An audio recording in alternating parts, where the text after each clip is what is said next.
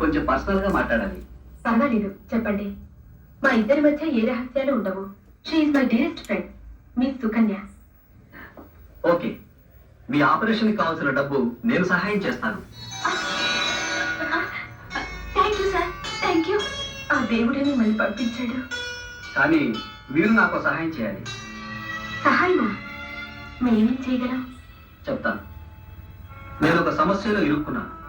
మా నాన్నగారి పేరు గోపాలకృష్ణయ్య, అమ్మ పేరు పార్వతమ్మ. వాళ్ళిద్దరూ అమృత్సర్లో ఉంటున్నారు. నాకు ఇష్టం లేదని ఎంత చెప్పినా బలవంతంగా మా మేనకోడలతో నా పెళ్లి నిశ్చయించాను. ఆ పెళ్లి తప్పించడానికి మీరు సహాయం చేయాలి. ఏం చేయాలి? నేను ఒక మ్యారేజ్ చేసుకున్నట్టు మా తల్లిదండ్రులను నమ్మించాలి. అందుకోసం వచ్చే ఆదివారం పార్క్ హోటల్లో నా మ్యారేజ్ రిసెప్షన్ ఏర్పాటు చేశాను. అక్కడ మీరు నా భార్యగా నటించాలి. నేనా? నోనో. అబ్బా ఉండవే, ఉత్త కంగారు. పూర్తిగా చెప్పని. ఆ తర్వాత నా తల్లిదండ్రులు నాకు పెళ్లిపోయిందని నిజంగా నమ్మి మా మేనకోడలికి వేరే పెళ్లి చేసేస్తారు. ఆ తర్వాత ఇదంతా నాటకమేనని చెప్పేస్తాను. ఏమోనండి, నాకు ఇలాంటి నాటకాలంటే భయం.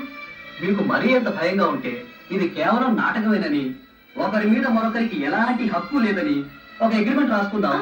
ఏమంటారు? Excuse me. చూడు, అగ్గిపుల్లైనా అదృష్టమైనా ఒక్కసారి వెలుగుతుంది. అలా వెలిగినప్పుడే జీవిత దీపాన్ని వెలిగించుకోవాలి. ఈ చిన్న నాటకం ఆడడానికి వెనుకాడు వరకు